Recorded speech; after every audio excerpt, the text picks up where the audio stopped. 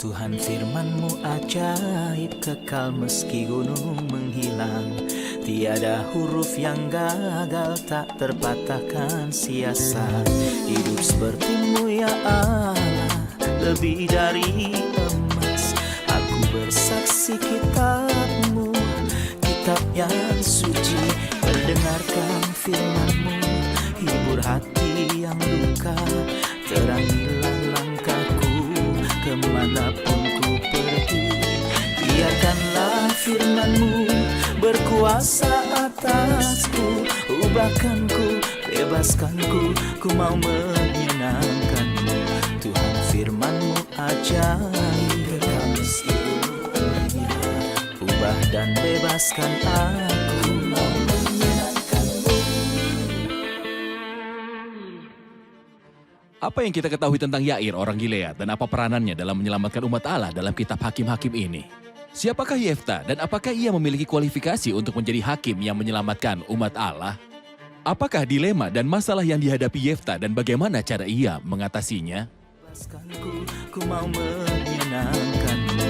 Tuhan firman-Mu ajaib, kekal meski gunung hilang. Ubah dan bebaskan aku, mau menyenangkan-Mu. Salam jumpa para pemirsa terkasih, saya menyambut Anda sekalian dimanapun Anda berada dalam episode terbaru program studi harian kita, Semua Kitab Suci. Kita telah sampai pada kitab Hakim-Hakim, kitab sejarah pertama dalam perjanjian lama. Kita akan mempelajari pasal yang ke-10 dan sebagian dari pasal 11. Untuk memulai, izinkan saya untuk menyambut para hamba Tuhan di studio, Dr. Moheb Nasif, selamat datang. Selamat datang. Saudara Safwa Tadros, selamat datang. Selamat datang. Juga hadirin yang terkasih yang telah hadir di studio, selamat datang. Saudara Moheb, di awal pasal 10, 5 ayat pertama berbicara tentang dua hakim, salah satunya bernama Tola dan yang lainnya bernama Yair. Mohon beri kami ide tentang mereka. Alkitab memberitahu kita dalam 2 ayat pertama sesudah Abimelek, bangkitlah Tola bin Pua bin Dodo, seorang Isakar untuk menyelamatkan orang Israel. Ia diam di Samir di pegunungan Efraim. Dan ia memerintah sebagai hakim atas orang Israel 23 tahun lamanya, kemudian matilah ia, lalu dikuburkan di Samir. Sebenarnya, kita tidak tahu banyak tentang orang ini dan jelas bahwa ia tidak memiliki sebuah peranan yang besar. Ia juga tidak mempunyai pencapaian yang besar bagi Israel yang patut diabadikan dan diperhitungkan. Namun ini tidak berarti bahwa ia bukan sebuah bejana yang berguna. Walaupun ia tidak melakukan hal yang besar. Dan saya ingin mengatakan bahwa tidak semua orang harus seperti Gideon dan mencapai kemenangan-kemenangan besar yang menakjubkan atau melakukan sebuah pekerjaan pelayanan yang sangat besar. Mungkin ada seorang yang sederhana yang melayani dalam sebuah pelayanan yang sederhana atau seorang saudari yang menawarkan pelayanan-pelayanan yang sederhana. Namun Tuhan melihat pada pelayanan ini dan menghargainya, dan ia menaruh nama-nama mereka di sejajar orang-orang terhormat dan besar. Memang benar bahwa ia tidak memiliki sebuah tindakan yang gagah berani, dan tentunya zaman para hakim-hakim tidak sepenuhnya dipenuhi dengan berbagai kemenangan yang menakjubkan dan besar. Namun ia menyadari bahwa ia ada dalam peristiwa kecil. Dari arti namanya kita paham bahwa orang ini adalah seorang yang rendah hati. Apakah arti dari namanya? Tola artinya cacing, dan Cacing. nama ayahnya adalah Pua yang artinya berbicara. Dan kakeknya Dodo yang artinya dikasihi. Dapatkah kita memahami sesuatu dari arti nama-nama mereka? Kakek buyut yang hidup dalam kelimpahan kasih Allah. Dan pribadi yang melimpah dalam kasih Allah menyatakan kasih ini. Ia mendapat seorang putra dan menamainya Pua yang artinya perkataan. Dan generasi kedua ini dilayani oleh Tola, seseorang yang rendah hati, dan orang yang rendah hati bukanlah seseorang yang berbicara tentang dirinya sendiri, melainkan orang yang tidak pernah sibuk memikirkan diri sendiri. Tola, seekor cacing. Seseorang yang hina dan tidak memandang dirinya tinggi. Adalah hakim yang menggantikan Abimelek dalam roh yang berbeda dan orientasi yang berbeda. Hakim sebelumnya sangat bangga dengan dirinya sendiri, Yaitu Abimelek. Orang ini, yaitu Tola, tidak mementingkan dirinya sendiri sama sekali. Baik, mohon beritahu juga tentang Yair. Yair adalah hakim yang menggantikan Tola, dan ia menjadi hakim selama 22 tahun. Juga tidak ada banyak yang dicatat tentang dia, tapi arti dari namanya adalah ia memberi terang. Ia memberi terang. Ya, Dan terang berbicara tentang kesaksian. Ia adalah seseorang yang memiliki kesaksian tentang Allah di tengah umat Allah.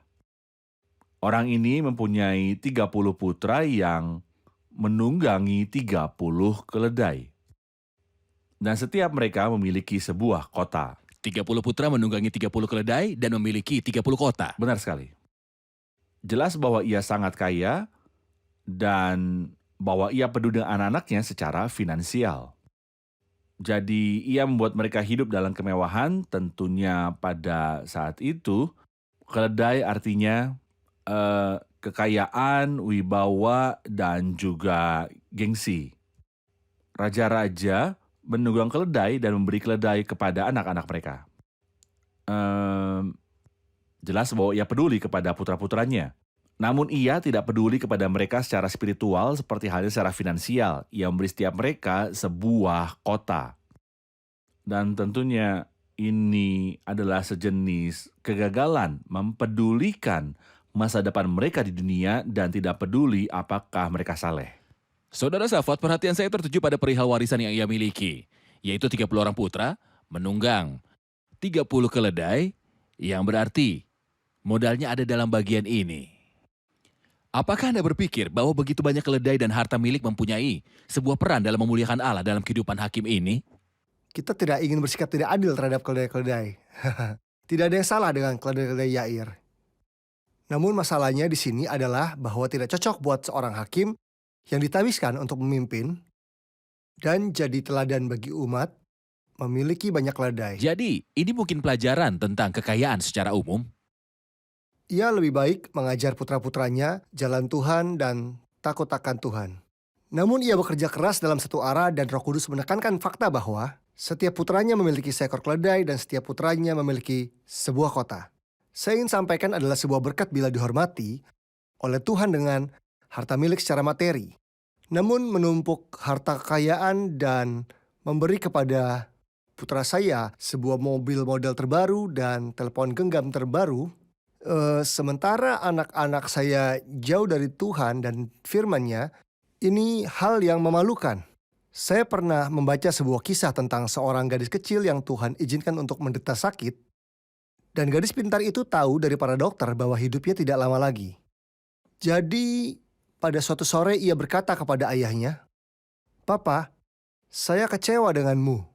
Tetapi kenapa anakku? Papa sudah memberimu semua yang terbaik dan guru-guru terbaik untuk mengajarmu menari dan Papa membelikanmu baju-baju dari luar negeri. Jadi apa yang membuatmu kecewa?" Ia menjawab, "Papa, aku sekarat dan aku tidak tahu bagaimana caranya meninggal. Aku tidak tahu kemana aku ketika aku meninggal." Tentu saja, ayahnya yang pikiran, hati, dan sumber dayanya hanya fokus pada uang serta kekayaan dan keuntungan, merasa kecewa. Ia memanggil teman-teman bisnisnya dan memberitahu bahwa putrinya sekarat tetapi ia tidak tahu tentang kematian. Jadi anak itu memberitahu papanya, "Aku kecewa karena aku tidak tahu bagaimana aku akan meninggal. Tuhan, kami memohon kasih karunia untuk ayah dan ibu. Untuk tidak hanya peduli pada kekayaan, rekening bank, harta milik, dan apartemen untuk anak-anak kami. Tetapi untuk mengajar mereka sejak kecil. Ketika saya beribadah ke gereja, saya membawa putra saya di sisi saya untuk memastikan ia bersama saya saat di sorga." Pemirsa terkasih, kami akan rehat sejenak dan kembali untuk menjawab pertanyaan hadirin di studio. Berkuasa atasku, ubahkanku, bebaskanku, ku mau menyenangkanmu. Tuhan firman-Mu ajaib, kami seluruhnya. Ubah dan bebaskan aku, mau menyenangkanmu. Kami kembali pemirsa terkasih untuk berjumpa dengan para hadirin di studio dan tentu saja untuk menjawab pertanyaan mereka. Selamat datang semuanya. Kita melihat bahwa putra Gideon adalah Abimelek. Alkitab berbicara tentang Abimelek, dan kita melihat bahwa ia adalah orang yang jahat. Kita juga melihat bahwa Yair tidak peduli apakah ada anak-anaknya yang baik, sehingga layak menjadi hakim atau pemimpin. Jadi mengapa pada masa kini banyak pemimpin seperti ini tidak meninggalkan kesan yang baik? Ya, salah satu problem terbesar. Mengapa? Sesungguhnya itu adalah masalah yang sangat serius bahwa seorang pelayan Tuhan atau pemimpin di gereja yang melayani orang-orang lain tidak peduli untuk membesarkan anak-anaknya dalam takut akan Tuhan. Dan Yosua sebelum zaman hakim-hakim telah menetapkan sebuah prinsip yang hebat ketika ia berkata, "Tetapi aku dan sisi rumahku kami akan beribadah kepada Tuhan." Dan sebelum ini Tuhan berkata tentang Abraham, sebab aku telah memilih dia supaya diperintahkan kepada anak-anaknya dan kepada keturunannya supaya tetap hidup menurut jalan yang ditunjukkan Tuhan, dengan melakukan kebenaran dan keadilan. Dan jauh sebelum mereka kita membaca tentang Nuh, yang pertama adalah menetapkan prinsip engkau dan keluargamu yang mendirikan sebuah bahtera untuk menyelamatkan seisi rumahnya. Mempedulikan anak saya mengenai masalah-masalah di dunia adalah sesuatu yang baik. Saya harus menuntun mereka dalam jalan yang benar yang menuntun pada kesuksesan, namun kesuksesan tidak dapat dibagi karena tidak ada gunanya untuk bergirang ketika anak saya sukses di hidupnya. Ketika ia mencapai gelar tertinggi dalam pendidikan, memiliki pendidikan terbaik, menjalani kehidupan terbaik, dan memiliki banyak harta milik dalam hidup pada masa kini. Namun pada akhirnya ia secara spiritual terhilang dan tidak memiliki hubungan sama sekali dengan Allah. Hati saya akan hancur bila saya tahu bahwa ia menjalankan suatu kehidupan yang jauh dari Tuhan. Saya mempunyai sebuah tanggung jawab yang sangat serius. Mungkin saya bukan contoh yang baik di rumah. Dan ia melihat standar ganda dalam saya. Dari luar saya berkhotbah, saya menyampaikan firman dari mimbar. Sementara saya tidak menjalankan khotbah saya di rumah dan ia sangat pandai serta mengawasi dengan cermat. Saya berbicara kepada orang-orang tentang doa dan ia melihat bahwa saya tidak berdoa. Saya bicara pada mereka tentang Alkitab dan ia melihat bahwa saya tidak peduli akan Alkitab. Perilaku saya di rumah lebih penting daripada perilaku saya di luar. Di lingkaran kecil yang Tuhan telah percayakan kepada saya, hilangnya teladan membuat anak muda itu terhilang. Jadi tidak cukup saya meminta anak-anak saya untuk berdoa, mereka harus melihat saya berdoa. Tentu saja. Benar. Dan ini jauh lebih penting daripada berkhotbah dan jauh lebih penting dari apa yang saya katakan. Siapa kita berbicara lebih lantang. Saya tidak dapat mendengar apa yang Anda katakan. Bila ada suatu standar ganda, saya menjalankan sesuatu tapi mengatakan sesuatu yang berbeda. Ini adalah sebuah bencana yang serius yang akan membuat orang tua kehilangan kredibilitas mereka di hadapan anak-anak. Dan sebaliknya, dalam jangka panjang dan dalam banyak ujian dan keadaan-keadaan yang berubah-ubah dalam kehidupan di rumah, ketika mereka melihat kita dalam kesalehan yang tak terpecah dan bahwa tidak ada penyimpangan apapun dari itu, ketika mereka melihat prinsip yang kita jalankan serta kita bertanggung jawab kepada Allah untuk mengaku dan hidup dan membangunkan prinsip-prinsip ini di hadapan anak-anak kita. Apapun keadaan-keadaannya secara pribadi ataupun di depan umum.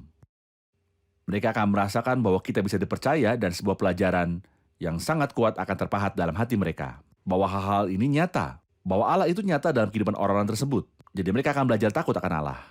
Inilah kesan yang saya harap ketika setiap ayah dan ibu di antara pemirsa akan sangat pedulikan untuk mereka berikan kepada anak-anak mereka. Ini berarti bahwa misalnya pelayan Tuhan tidak boleh meninggalkan keluarganya untuk periode yang lama, tidak boleh meninggalkan anak-anak, khususnya ketika mereka muda dan membutuhkan kehadiran ayah mereka di dekat mereka, untuk mendukung, mengajar, dan menceritakan kisah-kisah Alkitab.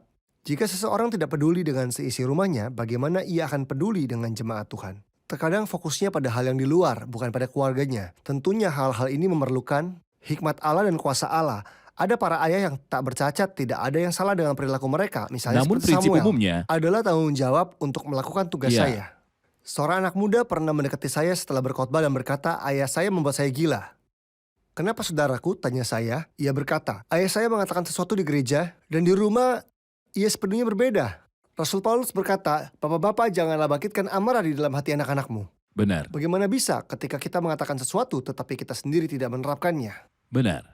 Saudara Safwat dalam pasal 10 setelah berbicara tentang Tola dan Yair, Alkitab memberitahu dalam ayat 6, orang Israel itu melakukan pula apa yang jahat di mata Tuhan.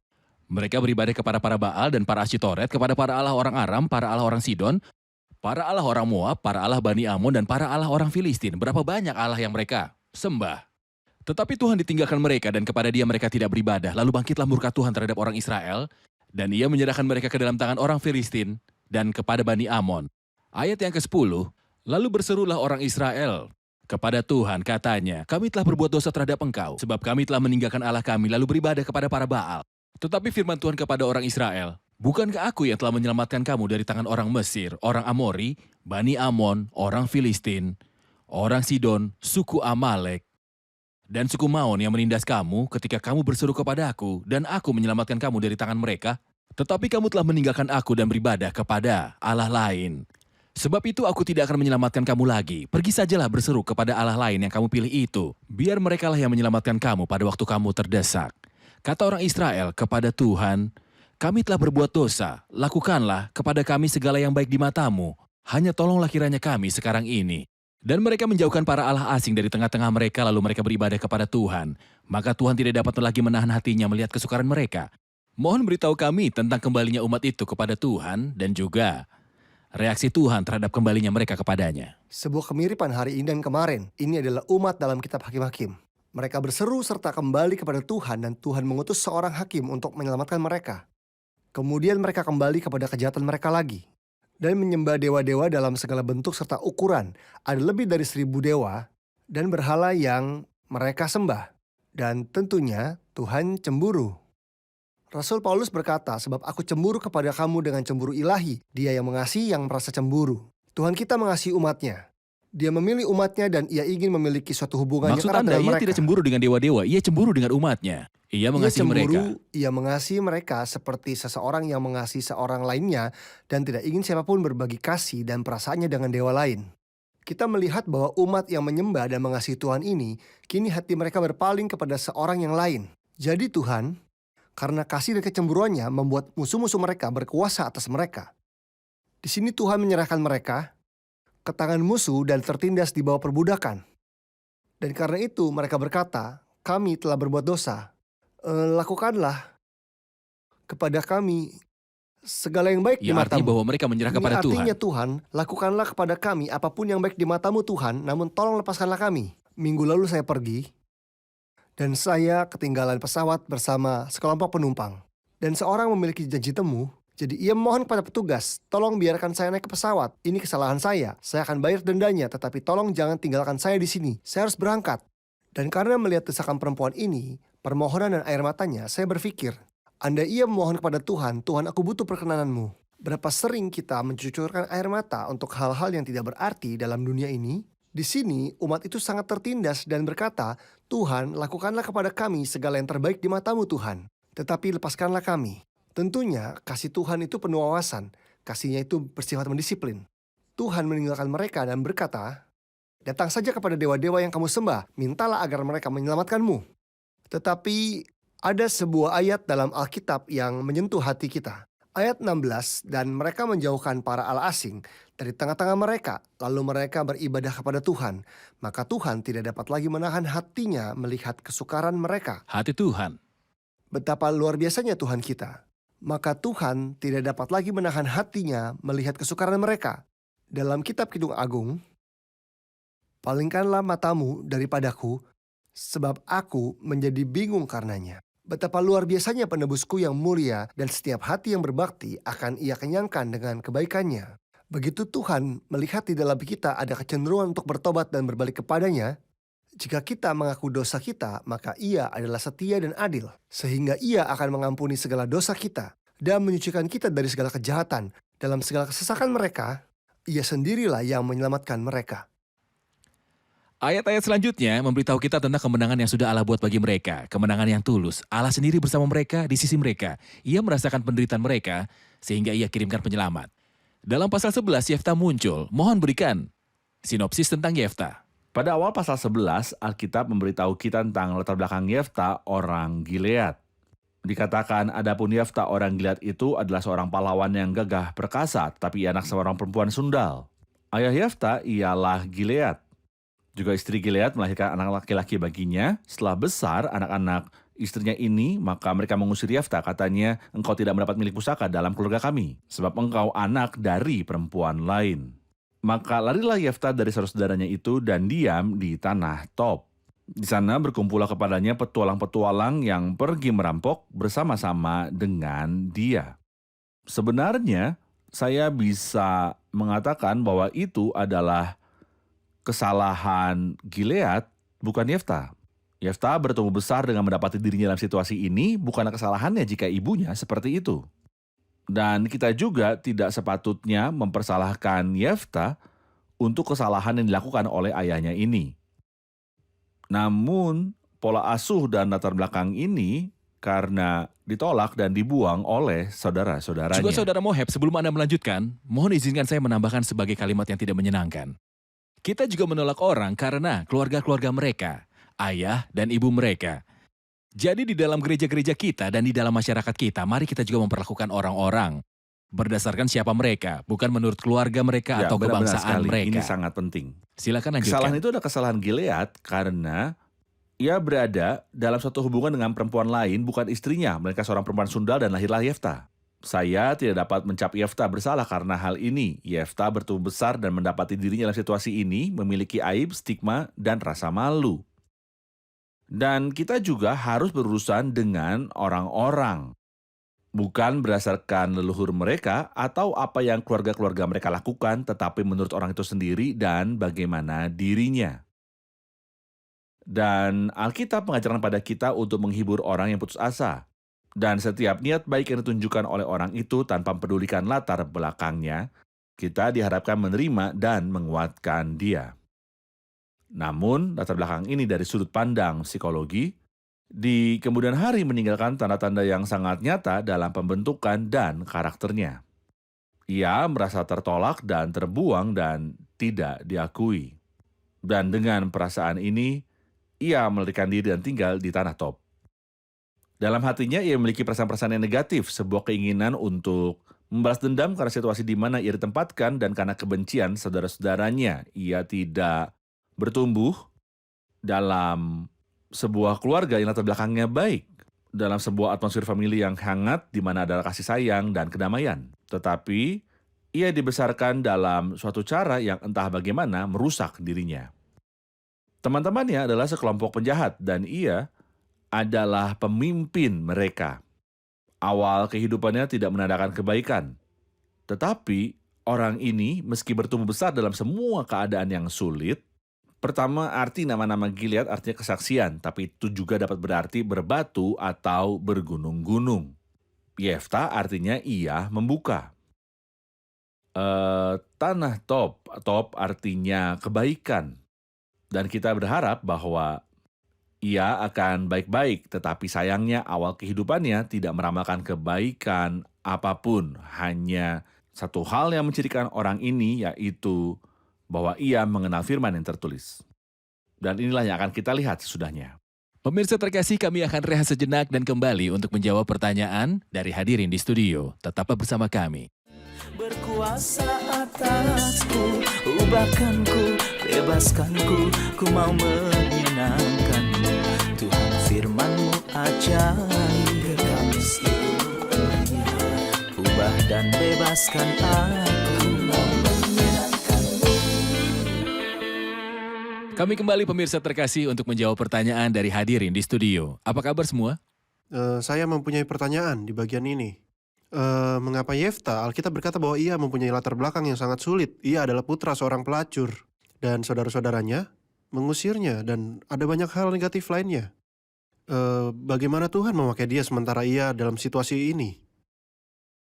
Bagaimana Tuhan kita bisa memakai seseorang dengan latar belakang ini untuk menyelamatkan Israel? Tentunya seseorang dengan ciri-ciri ini seperti Yefta sebagai putra seorang pelacur, diusir dari rumah dan mempunyai teman-teman yang jahat.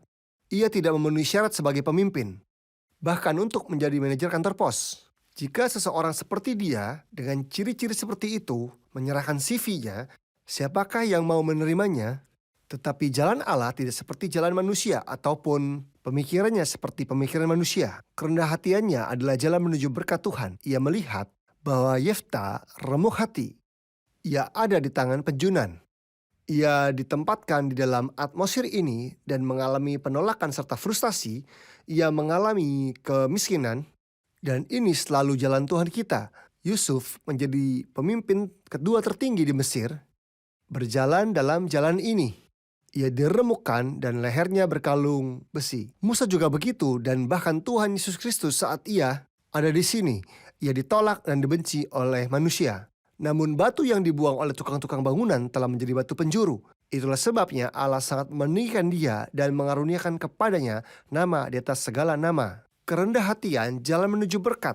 Ketika tua-tua mendatangi dan memintanya untuk menjadi pemimpin mereka, Tentunya ketika mereka mengunjungi dan memintanya untuk menjadi pemimpin mereka, ia mendiktekan syarat-syaratnya. Dan mereka harus menerima syarat-syarat Yefta untuk ia mau menjadi kepala atas mereka semua. Ini berarti Allah tidak Silakan. memilih bejana-bejana karena mereka layak. benar. Melainkan ia membuat mereka layak karena dialah yang memilih mereka. Tidak peduli dengan pola asuhnya. Benar dan latar sekali. Dan belakangnya. ia tahu bagaimana memperbaiki dan bentuknya untuk membuatnya menjadi berguna. Masalahnya bukan bagaimana cara ia dibesarkan, tetapi apa yang Allah ingin lakukan untuk membuatnya memenuhi syarat. Saudara Moheb, saya ingin tahu apa penyebab kesuksesan yang memahkotai hidup orang ini. Tuhan memanggil dia bekerja atasnya untuk membuatnya menang, dan ia memang menang. Tetapi apakah alasan kesuksesannya? Yefta dicirikan dengan sebuah kepribadian yang sangat kuat dan terbentuk dari dirinya sendiri, tentunya karena keadaan-keadaan yang telah membentuknya penindasan pada masa mudanya. Serta pada masa tumbuh kembangnya, ia adalah seorang yang liar jika boleh saya mengatakannya. Keras. Sangat keras, seorang Gilead berbatu-batu dan bergunung-gunung. Adalah karakter orang ini, seperti yang sudah saya katakan, adalah bahwa ia mengenal firman yang tertulis. Ia telah mempelajari kitab-kitab dan mengenal sejarah umat Allah. Dan bagaimana Allah memilih umatnya, serta membawa mereka keluar dari Mesir. Bagaimana ia membantu mereka menyeberangi dan menyediakan sebuah negeri bagi mereka. Ia memberi mereka tanah Kanaan sebagai suatu tanah pusaka, dan selama 300 tahun, mereka tinggal tanah ini tak terbantahkan. Yefta membuka sebuah halaman firman yang tertulis. Dan faktanya menggunakan firman yang tertulis adalah rahasia untuk sukses. Dalam semua hakim-hakim yang terdahulu, bahkan dalam figur-figur, kita melihat pengaruh firman Allah dalam keselamatan. Orang ini menerapkan ide ini secara harafiah. Jadi ia membuka firman yang tertulis bersama penatua Israel.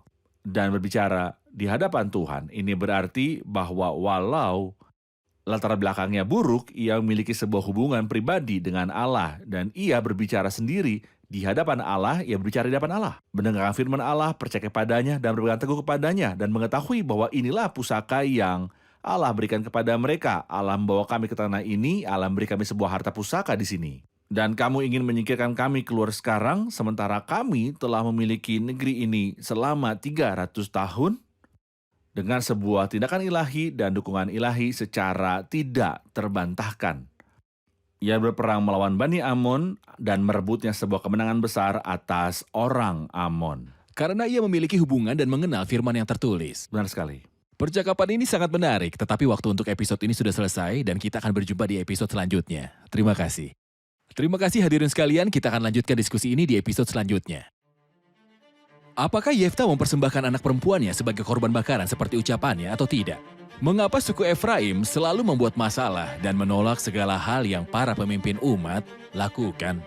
Apakah reaksi Yefta terhadap para pemimpin Efraim dan mengapa berbeda dengan reaksi Gideon?